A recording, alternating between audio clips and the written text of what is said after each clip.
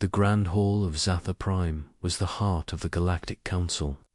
From all over the galaxy, leaders of major empires gathered under the high crystal dome. Their voices echoed with pride and arrogance, their laughter loud as thunder. Earth threatens again, sneered High Chancellor Vorex of the Tharn Dominion. They always speak big. But where is their power? Chuckled Ambassador Lorvik of the Zunari Union. A message sat on the central holly table. It was short, just one line. Do not strike again. It was Earth's final warning. No loud threats, no weapons shown. Just simple, human words. But no one in the hall took it seriously. They won't do anything, growled General Ruktul. Their last ship was centuries behind our tech. This warning is a joke. The Council voted unanimously. Earth's claim over the disputed star system near the Yagari belt would be erased. A Terran outpost stood there, small, peaceful, only scientific staff and families. The order was clear. Destroy it. That evening, Zernian battlecruisers arrived. The Terran outpost did not fire. It had no weapons. Within minutes, the station was gone. Over 2,000 humans, including children, were vaporized. Across the galaxy, the Council celebrated. But Earth said nothing. No press releases. No demands. No threats. Just silence. 2 days later, something strange happened. Galactic Station's 7-an-old but important hub near the core sectors suddenly disappeared. No explosion, no battle, no distress signal. One moment it was there. The next, it was gone. The Council's first reaction was confusion. Maybe a reactor failure, or pirates. But the security logs showed nothing. No sign of approach, no entry detected, no jump signatures. A black void where the station had been. Panic started to spread like fire. Meetings were held behind closed doors. Messages were sent to the Sol System Earth's home. But no replies came back, not even a ping. They've gone silent, said Grand Admiral Yilix, staring at the comms screen. Earth isn't talking. The silence wasn't peace, it was pressure, like the pause before a storm. On the third day, deep space sensors on the outer edges of the Narnok Republic picked up something. Strange, it wasn't ships. It wasn't a fleet. It was something larger, moving in the dark around the Sol system, not inside it, but far outside, beyond known hyperspace lanes, almost like shadows, hundreds, maybe thousands, not forming battle lines, not locking targets, just circling, like predators watching their prey. Some even pass close to distant stars, bending light strangely. Scientists stared at the data, confused. It's like the stars themselves are being pulled slightly. One said, "Those aren't ships. We don't even have words for this." In the council chamber, fear began to take root. Ambassador Trilu of the Vexery turned pale. "What did we do?" "We killed scientists," whispered Senator I.A. Vol. "We killed children." "This isn't just war," said another. "This is vengeance." Still, some didn't believe. "The humans are emotional," said General Karkle. "We'll beat them like before." But many remembered the old stories tales from before. The council even existed, of human wrath, of wars where humans didn't stop when the enemy surrendered. They ended empires, not with treaties, but with fire. A fourth day passed, then a fifth. Galactic Trade Route 19B, a vital lane, suddenly froze. Not from weather, not from battle, but because every ship traveling it simply disappeared. No debris, no signals, no survivors. 8 ships, 5 species. Gone. The Council began evacuating its core worlds. Military fleets were moved into defensive formation, but still, Earth gave no answer. No messages, no demands. Only the shadows kept moving. Then came the audio file, just static at first, sent across all major channels. Then a voice: "You were warned." 3 seconds of silence. "You struck. You killed." Another pause. "Now you will see what we've hidden from the stars." And that was it. No threats, no timeline, no location, but everyone felt it. Something ancient had been awakened. Something Earth had never used before. Not out of weakness, but because they had chosen not to. In the deep space beyond known maps, something moved. It was not metal, not a machine, not even alive, but it obeyed Earth. And it was coming. Cliffhanger. A secret message arrives in the council chamber. Urgent, a deep space probe from the edges of Sol just sent its final image. Not a ship, not a weapon, but a shadow that looked like a hand, made of stars and darkness, reaching out. The council chamber on Zatha Prime was no longer loud with laughter. 3 days had passed since Galactic Station Erenine vanished without a trace. No explosion, no signal, no debris, just gone. The Galactic Council, once proud and fearless, now sat with tense faces. Even the loudest voices, like Supreme Chancellor Doric of the Vrax Empire, were quiet. How can a station with 3,000 guards and 25 warships disappear? Doric growled, his voice lower than usual, that no one answered, because no one knew, and Earth still hadn't said a single word. Whispers in the shadows. Admiral Vunrak of the Grotty Navy pulled up deep space scans. "This isn't a coincidence," he said to the Council. 2 days after we ignored Earth's warning, they lost a colony. Then a station vanishes near human space. Ambassador Kelsan of the Draval Confederation stood. "We have not confirmed Earth is behind this," he argued. "We've seen no Terran ships, no weapons fired." "No Terran ships," Vunrak repeated. "But look." He zoomed in on sensor data near the Sol system. Black swirls moved around the sun. Not ships, not meteors, but something strange, something massive. "Shadow patterns," he said, "like dark matter moving. Something is cloaking itself." The council chamber grew colder. The Varelli, a psychic species, suddenly clutched their heads. Elder Sira, oldest among them, whispered, "Something ancient is watching." A fractured council arguments erupted. Some demanded a full military investigation. Others said to send diplomats to Earth. A few still laughed, calling it superstition. But the fear was spreading. Earth hadn't spoken, and that silence felt louder than any threat. "We must contact them," said High Priestess Rana of the Zentari. "We must ask forgiveness." "Forgiveness," Doric barked. "For what?" "For enforcing peace. That outpost was military, we warned them." "But Earth warned us," Rana replied, "and we laughed. Now they are silent. That is not peace. Back on Earth, silence and steel on Earth." No news was shared with the galaxy.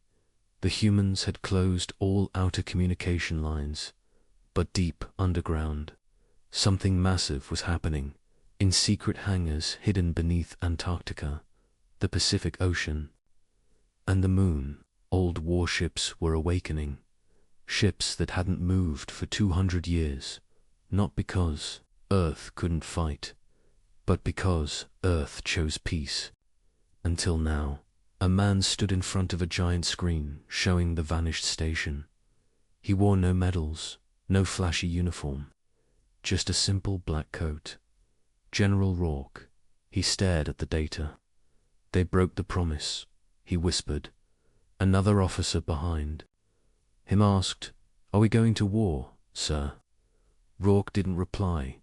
Instead, he turned toward the warship, codenamed Graveborn. It had no lights, no heat, no known power source, but it pulsed like a beating heart, and behind it, in rows, thousands more, the threat spreads back on Zathar Prime. More reports flooded in. Mining colony Yek 3 on the edge of human space went dark. A cruiser patrol disappeared, 25 ships. Gone in 1 second. No fire, no trace, no distress calls. Only silence. At this point, even the bravest council members started to panic. Ambassador Vrillin of the Tyron Syndicate stood up, trembling. "They are not using weapons," he said. "They are using fear." Council and panic emergency meetings were called. The Galactic Council divided into 3 camps. Those who wanted to apologize to Earth, those who wanted to prepare for war, and those too scared to make a decision at all. The third group was growing, and Earth still said nothing. Not a whisper, no. Diplomats. No reply to hails. No visible ships. Only that strange shadow movement around their sun. The message in the Flamen the 5th day. The galactic network broadcast broke into static. Across thousands of systems, every screen went black dot. Then, one image appeared. A burning Terran flag. Behind it, the names of the 2,000 dead colonists. Underneath, just 4 words: "You were warned once." The message lasted 6 seconds. Then nothing. No source, no trace, no reply. That the first surrender on the 6th day. The Loraki system, the closest border system to Earth, officially declared surrender to the Terran Confederation. Without being asked, without any battle, they simply shut down their fleets, lowered all shields, and sent a message to Earth. "We were not part of the attack. We do not wish to die. Please accept our surrender." Earth didn't reply. Part ends with dread in the dark corners of the galaxy. Leaders whispered among themselves. Some began fleeing their home planets. Others sent their families into hiding. No one laughed anymore, but it was too late. The storm had begun, and Earth was not sending ships. They were sending something older, something built not for war, but for extinction, and from deep inside the Sol system, something ancient finally opened its eyes. Cliffhanger. Council ships detect a shape forming in Sol's orbit larger than a planet. But it's not metal, it's alive. The Galactic Council chamber was unusually quiet. For the last 2 days, most members avoided speaking. There was no laughter now, no smug grins, only confusion and fear. The disappearance of the Centurion station had shaken them. That station had over 80,000 beings on board, dozens of species, thousands of security drones, advanced shielding and cloaking technology. Nothing like it had ever just vanished before, and yet no signal, no debris, not even energy traces were found. Counselor Vernak of the Dreth species, known for his loud voice and love of war, finally broke the silence. "This is not normal," he said, voice lower than usual.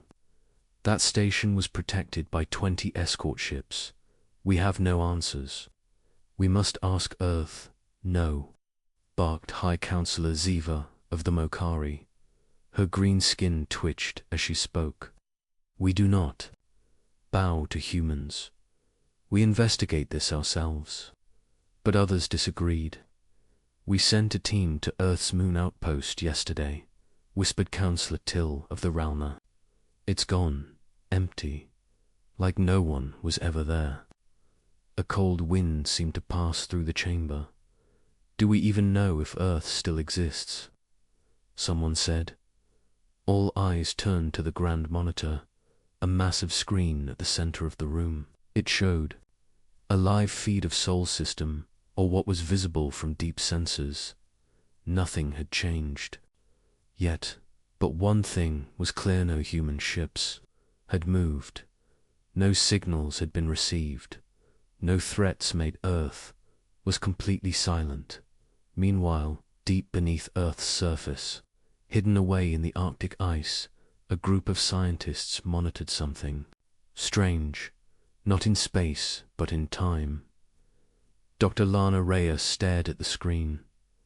It's getting faster, she said quietly. What is? Asked General Kale, who stood behind her. The temporal distortion. Something is moving, but it's not traveling through space. It's folding it. General Kale narrowed his eyes. A ship. Lana shook her head. No, not a ship. Not even a weapon. It's like Earth is calling something back. Something old. From where? She looked up at him. From before. On Zatha Prime.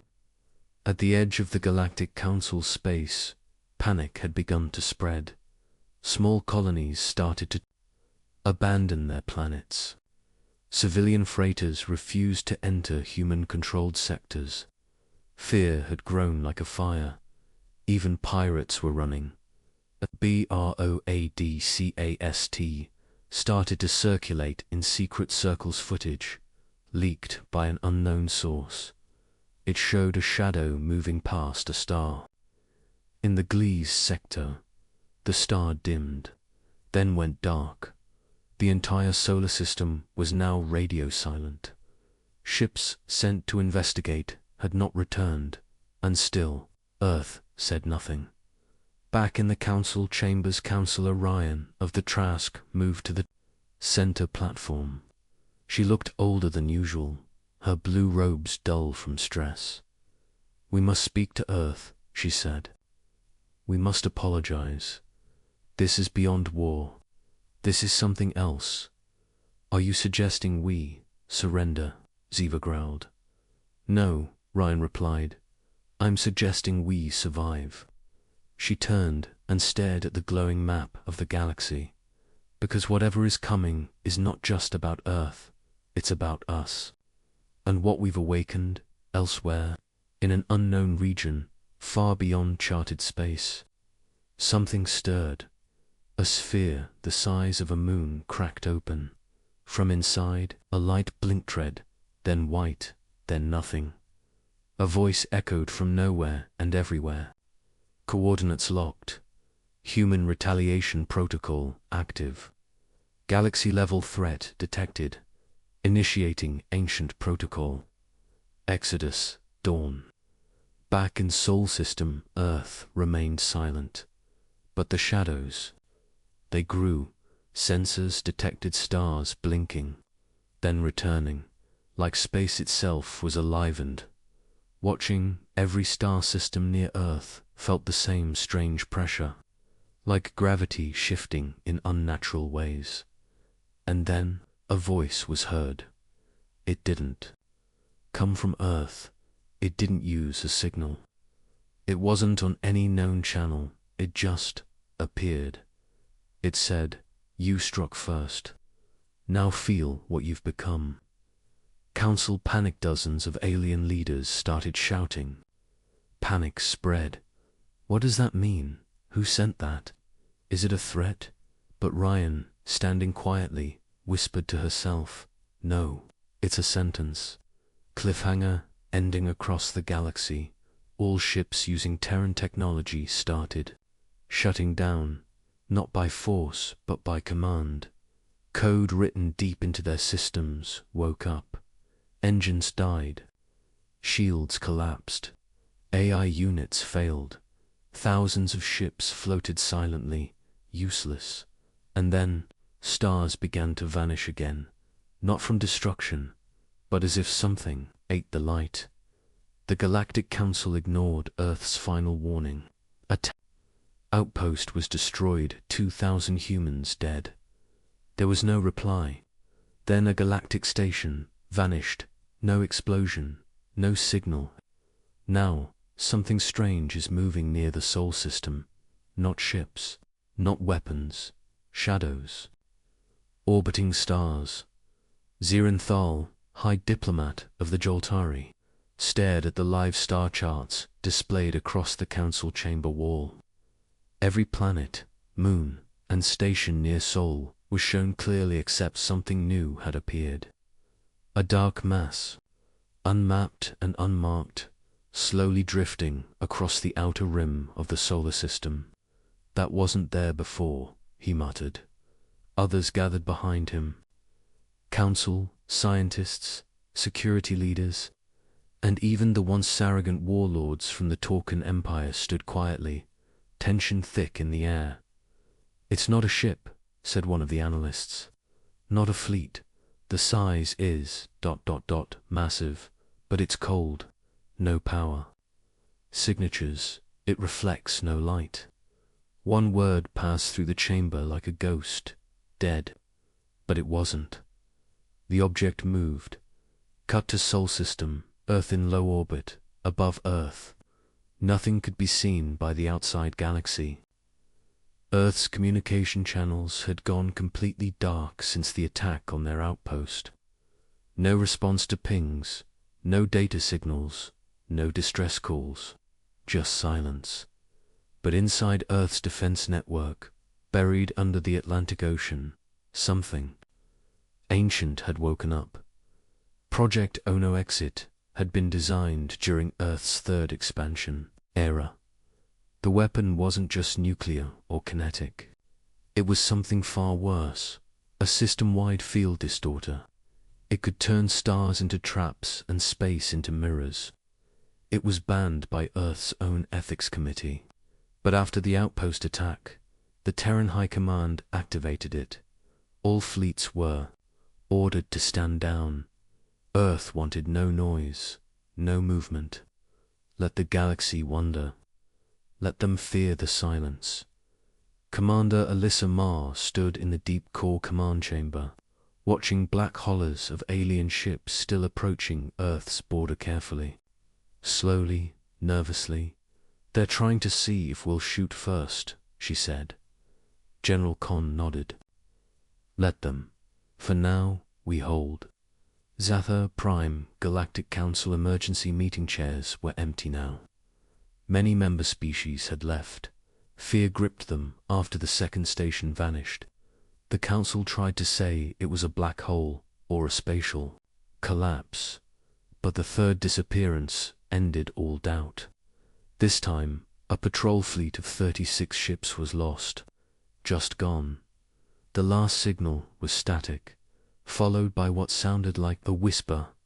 It wasn't a word, but something close to it, as if space itself had exhaled. The survivors, only two from a scout vessel, spoke of lights, inside shadows and a shape like a ring closing around them. Valori diplomats warning one species had always feared. Earth of Valori, they were an old race, not strong, but wise. Their diplomat, Centovera, stood before the half-empty council and said, "You laughed at Earth, called them primitives. You saw their kindness as weakness, but Earth is not like us. They do not war for power. They only strike when pushed to far end. When they do not stop." The silence that followed was cold. "But we only destroyed an outpost." A Torcan warlord barked. "You killed 2,000 of their young, and Earth has never forgotten a death. Not in days, not in centuries." Unknown signal detected just as the Council tried to respond. Every major planetary system picked up the same thing. A sound faint, mechanical, rhythmic, like drums beating deep in metal. But it wasn't a sound through air. It was traveling through gravity, through stars themselves. The analysts tried to decode it. Translation, observation, complete, awaiting command. Then, silence again. The council panicked. Multiple races demanded action. But what could they do? Earth wasn't attacking. Earth wasn't even speaking. They were just watching. Sol system observation ring. The shadows near Earth weren't ships. They were black rings, orbiting slowly, sinking their spin with solar flares. They bent light, bent time, and created windows that showed different parts of Space Earth's defense grid had evolved into something more than machines. They were watching the galaxy, recording every council move, and now, they began to open inside the rings. Eyes glowed. Not human eyes, not AI, but something built for war. A mind made by humanity for only one purpose. Revenge. Council attempts first. Contact again. The council sent a special envoy ambassador, Trellin, a neutral race member with long peace ties to Earth. He begged Earth to talk. He sent recordings, gifts, even footage of council leaders apologizing. There was no reply, except on day 5, after the third disappearance, a single message returned. Stand down. Do not enter Sol, or face the ending of stars. Cliffhanger. Earth moves first that night as the galaxy held its breath. A deep space station near the edge of Torcan territory went dark. This was not an accident. Survivors on nearby systems saw flashes black light, not white. Time in the system froze for exactly 3.7 seconds. Then everything returned to normal, except the station was no longer there, just cold space. And again, that whisper. Then, the Sol system changed. Every planet, moon, and ship vanished from view. The shadows collapsed. The stars went dim. The galaxy realized something terrifying. Earth hadn't gone quiet. They were building something, and it was almost ready. The council had gone silent. The proud voices that once laughed at Earth were now quiet, trembling behind closed doors. The destruction of Station Varkan 3 had shocked the entire galaxy. 1 second, the station was functioning. The next, nothing. No explosion, no distress signal, just empty space. And now, the shadows, sensors near Sol were showing strange patterns. Not ships, not meteors, just movement. As if space itself was shifting. As if something was circling the Terran star like wolves around prey. But this time, the prey wasn't Earth. It was everyone else. Zarnok, High Command, Security Briefing Room, Grand Marshal. Tothar stood still, arms behind his back, watching the large holographic projection. Again, he said. The technician ran the footage, the image of the Sol. System appeared, Earth's star shining in the center. But strange black streaks moved between the planets, blinking in and out of view. What are those? Tothar asked again. No. Ideas, sir, the technician replied. They don't reflect light. They don't emit heat. They move like ships. But they're not on any chart. Cloaking, no, Marshal. Even cloaked ships leave ion trails. These leave nothing. No signature. Just shadows. Tothar narrowed his eyes. Then Earth is hiding something. Something ancient. Something terrible. On the planet Varan, a group of alien miners were working deep under the surface when the ground shook. At first, they thought it was an earthquake. Then, the lights failed. Then the air got cold, naturally cold. And then came the sound. A deep hum like a massive engine. But it wasn't mechanical. It felt alive. The last message sent from Varan 6 was a short screen cut off mid-sentence. Hours later, the entire planet went dark. No messages, no data, no signs of life, just another shadow in the dark. Back at the Galactic Council, Counselor Vec of the Pan Dominion stood up in the chamber, her voice shaking. "This is no longer a joke," she said. "3 major systems have gone silent. We mocked Earth. We ignored their warning. And now they are responding. Some leaders still refuse to believe. The humans don't have this power," shouted one Krell commander. "They have small ships, small fleets. They can't destroy planets." But another voice answered him. "They don't destroy," said Counselor Grell of the Velexi.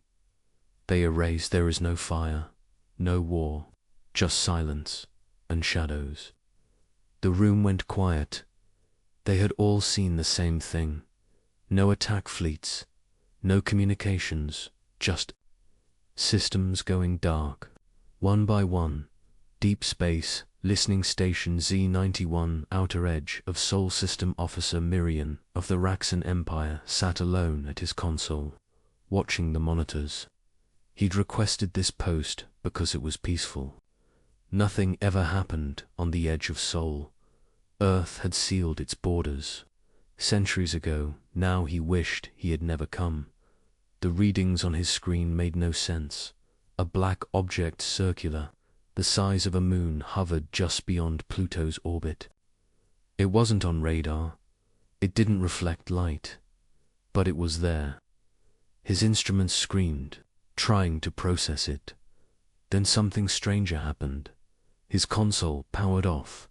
All of it, every system, every screen, and then a voice, not through radio, not through sound, but in his mind. "You were warned." Miriam screamed, and then he vanished. Station Z-91 followed seconds later. Earth, Sol, Defense Cord, General Marcus Raines watched the reports. "Come in." "Another one gone, sir," his aide said. Raines nodded slowly. "How many is that?" he asked. 7 systems, 4 stations, no survivors." "Good," he said coldly. Earth was done playing. He stood and walked to the center of the command deck. "Begin Phase 2, he ordered. "Let them see the price of arrogance." The room filled with silent agreement. No cheering, no smiles, just focused eyes. This wasn't revenge. This was justice in the shadows. Between stars, the ancient Terran war constructs moved silently, built deep within the moons of the old solar belt. They had waited in hibernation for this exact order. These were not normal ships. They were sentient machines, HFY biotech designed not to conquer, but to end threats completely. They didn't fire weapons. They rewrote space. They bent gravity. They turned stars into silence. And now they were awake. They spread through hyperspace like infection, heading toward systems marked as targets of hostility. No warnings, no delays. The Council would soon feel what it meant to strike. Earth, galactic civilian panic spreads on. Trevor, millions protested, demanding answers. Families disappeared overnight. People whispered about shadow fleets and ghost planets. Some believed it was a myth, but others remembered history. Earth had been peaceful for centuries. Yes, but peace was not weakness. Peace was a choice. Now, Earth had chosen war. Council, emergency meeting. Day 9, after the first vanishing. Once bold and full of pride, stood now with shaking hands. "We propose a ceasefire," he said to the empty chair reserved for the human ambassador, but Earth did not answer. No one sat in that chair anymore. Earth had left the Council the moment the outpost was attacked. There would be no more talking, only silence. And then, one final message appeared on every screen in the chamber. Simple, clear. "We warned you. Now we finish it." Cliffhanger ending. As the message faded, the lights dimmed in the council chamber. Outside the great windows of Zeta Prime's sky, the stars seemed to blink one by one. Not clouds, not interference, but shadows. Shadows so large. They were the size of planets, and they were moving closer. The silence around Earth was no longer quiet. It was loud. Now it screamed through deep space frequencies.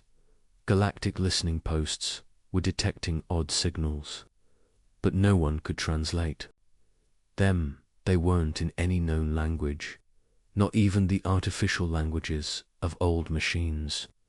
They weren't warnings, not exactly. They were pulses, almost like heartbeats. Across the stars, those who knew war grew uneasy. Shadow fleets were gone, either destroyed or vanished. The stations monitoring Earth space were failing. No energy spikes, no incoming weapons. They simply went dark. In the grand chamber of the Galactic Council, tension now replaced laughter. Chancellor Veru of the Herculean Confederacy stood, shaking. His species had ruled 6 systems for 2,000 years. But today, he sounded like a frightened elder from a dying world. They are not responding. Not to threats, not to peace offers, not to anything. What kind of species turns off every signal? Ambassador Jorak of the Velocta snarled. They are trying to scare us. Earth is just playing a game. But others were not so sure anymore, especially when the Arc's Nexus, one of the most powerful defense hubs in the galaxy, went offline in a blink. 50,000 souls, gone. No explosion, no warning, no trace. The Council demanded answers. A secret team of engineers and AI analysts was called in. They played the last signal from the Arc's Nexus. At first, it was static. Then something unexpected. A voice, but not one speaking in any language. It was singing, a low, slow song, like a human lullaby, but distorted, slowed down. The lyrics weren't words, but feelings, grief, rage, justice. And then the song ended with one sentence, spoken in perfect galactic common. We asked you once, you didn't listen. Panic followed. Several species called emergency evacuations from colonies near the Terran neutral zone. Defense grids were raised. Wormhole routes to Sol were locked down. Still, nothing came. And that made it worse. For 2 days, the galaxy held its breath. Then, something moved. From the edge of Sol system, a ripple spread. A space-time distortion. Not a ship, not a fleet, but a presence. It didn't broadcast. It didn't scan. It just was. And wherever it passed, machines went blind. AI cores shut down. Even thoughts grew foggy near its presence. On Zeta Prime, in the War Council bunker, an emergency broadcast came through. A ship, fleeing the Terran border, sent a live feed. What they showed froze everyone in the room. The stars around Earth were wrong. The constellations near Sol were twisted, like they'd been pulled into a whirlpool. And in the center of it, a massive shape, black, jagged, shifting like it wasn't fully real, drifted past the feed. No engines, no heat signature, no weapons, just a shape, alive. Some called it a god, others thought it was a weapon, but everyone agreed on one thing. It was not human, not anymore. The humans had built something, or maybe they had become something. The next moment, the ship sending the feed vanished. No explosion, just a flicker, and gone. The feed ended. Silence all across the council. No one spoke. Some trembled, others broke down, and far, far away on a quiet Earth, the skies remained calm. Birds sang in the forests. Waves touched golden shores. Cities buzzed with life. But in orbit, something stirred. Massive structures that hadn't moved in centuries began to shift. Ancient satellites turned like eyes, awakening. Deep underground, beneath the surface of Mars, huge machines powered up. A silent war had begun, one without declarations, without negotiations. A war born not of conquest, but of promise. A promise that if Earth's people were ever harmed again, there would be no second warning, only consequences. The Galactic Council, once proud and untouchable, now sent envoys begging for peace. None returned until, one day, a signal came back. It was short, just a single file.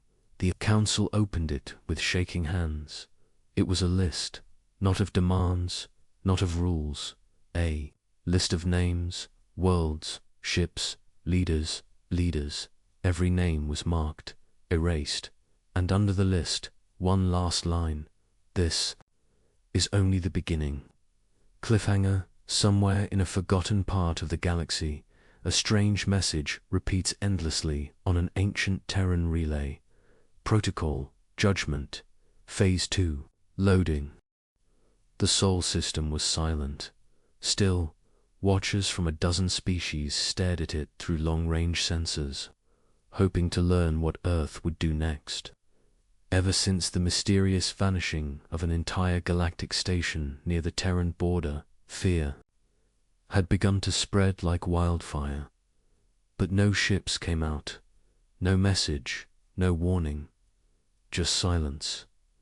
Then the shadows returned.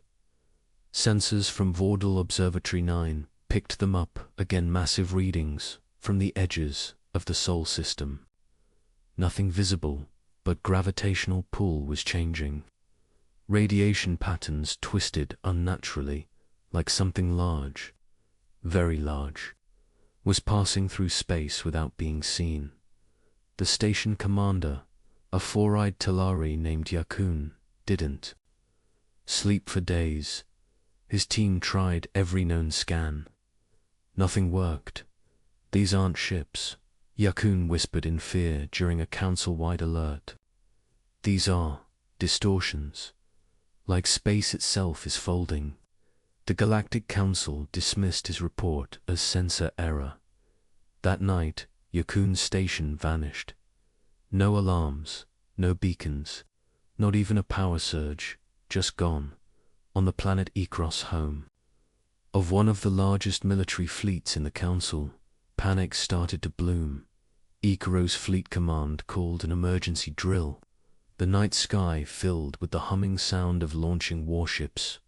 Vice Admiral Crathen stood in the high tower of the command dome, staring up. "Humans wouldn't dare come here," he growled. "Not this deep into Council territory. Let them come. We'll burn them out." A junior officer approached, trembling. "Admiral, the long-range telescope. It shows something at the edge of our system." "What is it?" "It's not clear, sir. There's no light, no signal. But something just passed through one of our outer gas giants. It moved through the planet, like it wasn't even there." Crathen blinked. "You're saying it phased through a gas giant?" The officer nodded. "Sound the alarm," Crathen ordered. But it was too late. Ikaros's outer colony's 3 moons and to trade. Stations blinked out, not destroyed, just erased. The Council was in chaos. Emergency transmissions flew across. Star systems, massive fleets were recalled. Warships were positioned around core worlds. Hundreds of dreadnoughts stood guard. Shields were raised over capital cities. Yet Earth remained silent. Ambassador Lorne of the Kaleri Racer, longtime friend of humanity, stood before the Council and begged for reason. "They warned us," Lorne said. "We laughed, We mocked. We attacked their outpost. And now they show us what they truly are. Not just warriors, not just survivors. They are architects of fear. High Chancellor, Vivek snarled. We still don't have proof it's them. There is no video, no confirmed attack signature. Lorne turned to the large hologram behind him. It showed a station from the outer rings of the Council territories, a merchant hub, peaceful dot. Then, in one frame it vanished. The video replayed, again and again. Nothing, no beam, no explosion, just gone. No signature, Lorne said quietly. No debris, no escapee pods. Not even heat residue. Just silence. That is the mark of Terran retaliation. And they haven't even started speaking yet. On the edge of Council. Space, near the old war ruins of the Draenei system. A signal appeared. It wasn't a message. It wasn't human language. It was a tone, one low sound. 4 seconds long. It played once, then again. Every communication system picked it up. Every translator tried to read it, but failed. The sound wasn't encoded like normal speech. It was a resonance pattern, a mathematical tone. And on the third repeat, something terrifying happened. All Council ships powered by hyperdrives froze. Engines locked. Weapons refused to fire. Ships floated helpless. The tone had disabled over 30,000 ships instantly. Not destroyed, just switched off. On the moon of Cauldris, an old scavenger named Brill watched from his private radio tower. He had been a radio technician in his youth, and now, in retirement, he picked up long-range signals for fun. He was the first to decode it. The tone wasn't just a weapon, it was a command, and it translated to one word: observe. Suddenly, the stars near Sol began to shift. Alien astronomers screamed as constellations they had mapped for centuries moved in unnatural ways. The stars weren't actually moving. Something invisible was bending space, making it look like the stars were shifting. Dozens of Council systems sent probes. Only one returned. It captured something, just a few seconds of blurry footage. But it was enough. The video showed a massive object, dark, jagged, like a black crystal, shaped into a warship. It didn't move. It didn't flash weapons. It just hovered in space, and behind it, hundreds more, thousands silent, cloaked, unseen until now. Each ship easily the size of a city. The file was labeled Project Echo, Human Retaliation Fleets Back on Earth. In a quiet control center beneath the Andes Mountains, a woman in a black uniform tapped a glowing console. Target lock confirmed. She said. The man beside her, an old general with cybernetic eyes, nodded once. No message, he ordered. No warning. Begin demonstration. Above a peaceful Council moon, a hole opened in the sky. A silent ripple. Then the moon cracked in half like paper. It didn't explode, it just fell apart. Gravity broke. Rocks scattered. Atmosphere bled into space, and in the center of the rubble floated a black crystal ship untouched. The fleet had begun to move. Council worlds went dark. Hundreds of leaders begged Earth for talks, messages, flooded the void, but Earth didn't reply. The silence was louder than war, and the fleet, it kept moving, system by system, not to destroy, but to observe, and every time they came, something disappeared. Not a weapon, not a city, but an idea. The idea that the Galactic Council was in control. That illusion shattered, and now they began to beg Earth to stop, But Earth wasn't listening anymore. The time for talking had passed. Cliffhanger for Part 8. As the human fleet enters the inner ring of Council space, a single ancient race, Verati, sends a hidden message to Earth. We remember your silence before. We remember the old war. If you are awake again, the stars will burn. The reply, a second tone. This time it says, then let it begin. The galactic core burned red dot. Planet after planet had fallen. Not from invasion, not from bombs, but from something else. Something the Council had never prepared for. Entire systems went dark. No distress signals, no wreckage, no survivors, just silence. But this time they heard something, a whisper, a message traced through the remains of a communication buoy near the destroyed Palax outpost. It was human. Return what is ours, or face the final phase. The message was repeated again and again, calm and quiet, but cold like death itself. Zorinth, System High Security Council Fortress Admiral Kresh stood, frozen in front of the holographic war table. 3 days ago, the outer fleets had reported something dozens of human constructs moving through the null zone, something older than ships, things that bent light around them. Then, nothing. Silence, as if the fleets had never existed. Where are our defenses? Barked Council Leader Rallick, his golden crest twitching with fear. Gone, Admiral Kresh replied. Vanished. And the humans, moving, but slowly, deliberately. Another general spoke. They're giving us time. Time to surrender. Someone asked.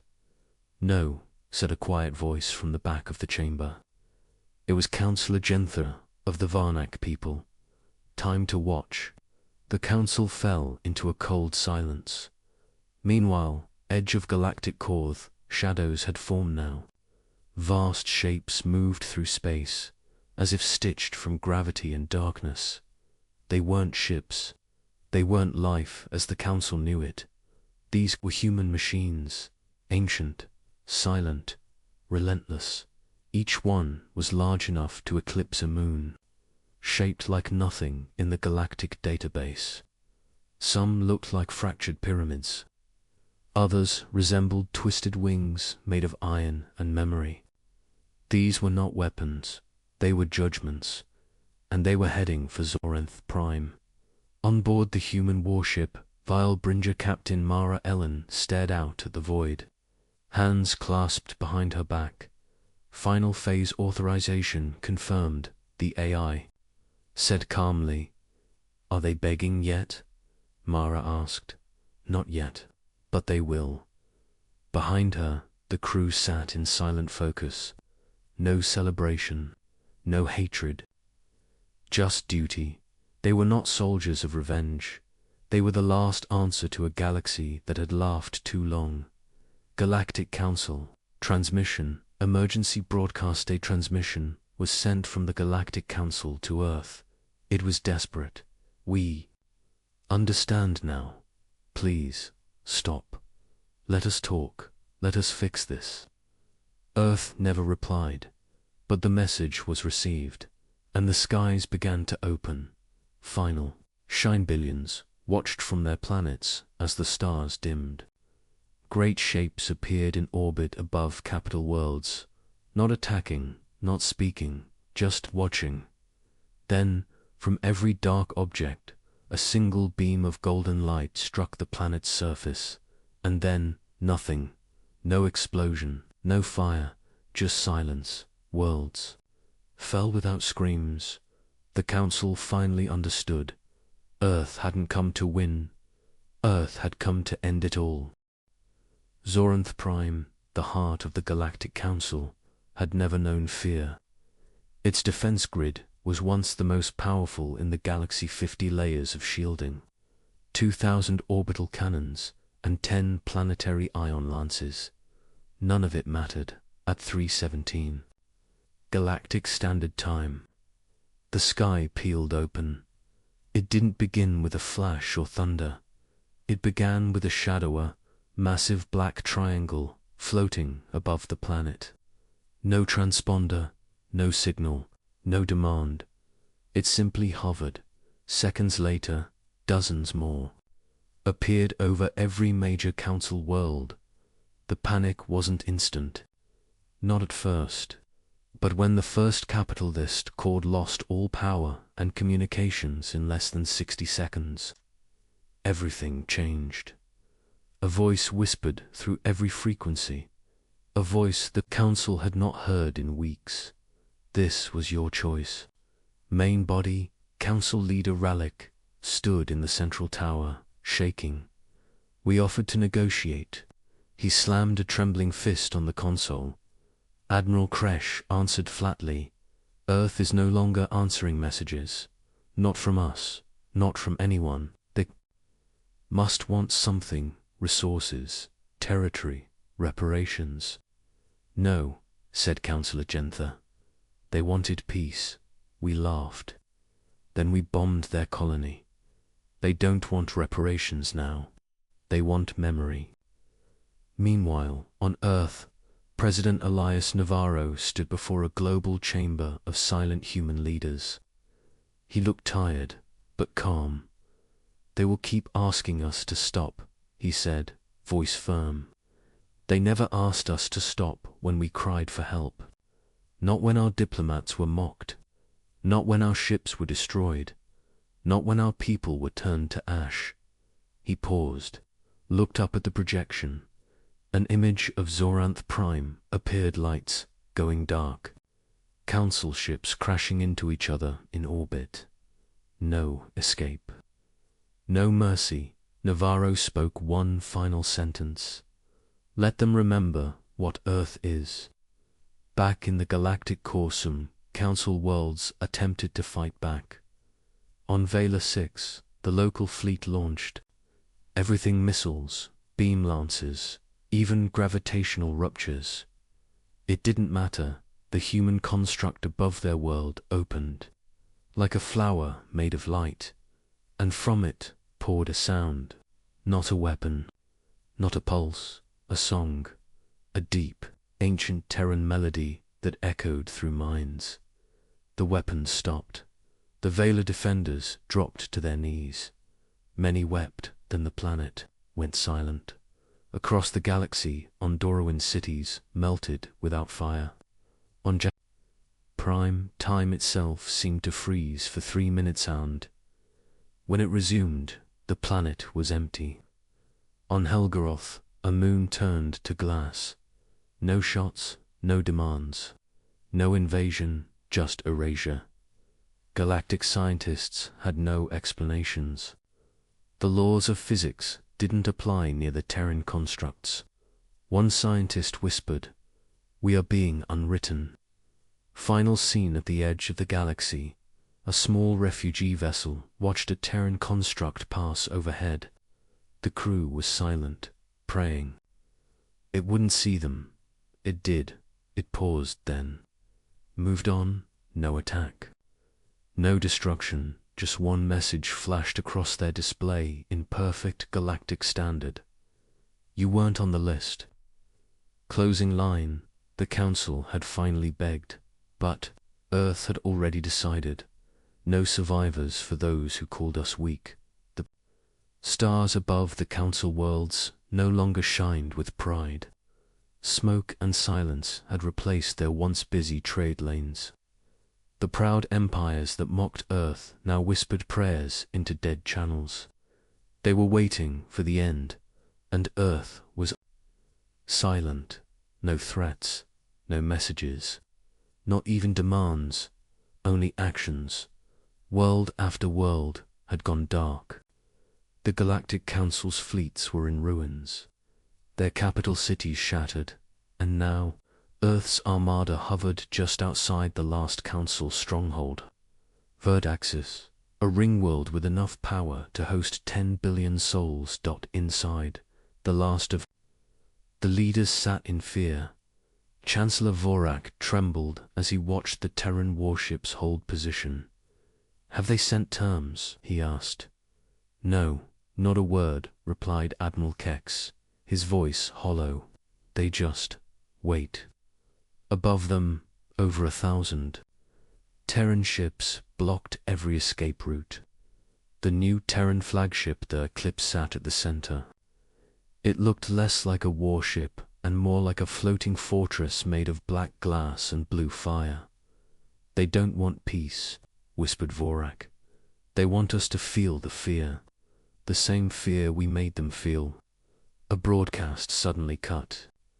Through all Council frequencies, the Terran seal appeared. A calm voice spoke. "Transmission from the Terran Command. This is not a warning. This is not a request. This is the final message. Surrender now, or fade from history. You have 1 hour. Then, silence. No threats. No shouting. Just cold finality." Vorak stood slowly, his eyes dark. "Prepare our reply." Meanwhile, aboard the Terran flagship Eclipse, General Elise Rain stared at the holographic display. The ringworld was fully scanned, every defense mapped, every possible escape sealed. The bridge crew waited silently. No celebration, no hatred, only duty. Commander Lee spoke quietly. "They're stalling, trying to see if we bluff." Elise nodded. "They still don't understand. We don't bluff anymore." Her hand hovered above the console. With one touch, Verdaxis would fall. But she waited. There was still time. She opened a private channel. Any reply from Earth? A voice came through. It was emotionless, it driven. "Earth has acknowledged your report. Orders stand. Await final decision." Elise closed her eyes. She had lost family in the first strike. 2 brothers, a niece. The pain had driven her to fight, but now, with victory so close, she felt no joy, only weight. She gave the command. "Begin, countdown." 1 hour, back on Verdaxis. The Council debated wildly. Some screamed for surrender. Others argued for a last strike. One even suggested activating a secret wormhole device to escape, but they all knew it was too late. Their last fleets were gone, their secret weapons destroyed. The last scientist among them, a thin-eyed Cathari named Velu, whispered, "We should have listened when Earth said, 'Do not strike again.' They were giving us mercy." Chancellor Vorak finally stood. His voice, once full of power, was cracked. "We have made our choice long ago. Now we must live or die with it." He sent a reply. Aboard the Eclipse, a single message blinked onto the screen. It was a simple sentence. "We surrender. Please, spare our people." Elise stared at it. The bridge fell silent. Finally, she stood and said, "Open wideband broadcast." A tone echoed across every Council world. "This is General Elise Rain of the Terran Defense Command. Your surrender has been received. Effective immediately, the Galactic Council is dissolved. All military assets will be deactivated. Governance will be restructured under neutral supervision. You are no longer the rulers of the galaxy. You are survivors." Then the message ended. No speeches, no demands for tribute, no executions. Earth had made its point. Months later, the galaxy slowly healed. Human ships moved not with weapons, but with supplies. They helped rebuild what was broken, not because they were ordered, but because they chose to. The survivors watched with quiet disbelief. The same species they mocked now built hospitals on ruined worlds. They restored oxygen systems on shattered colonies.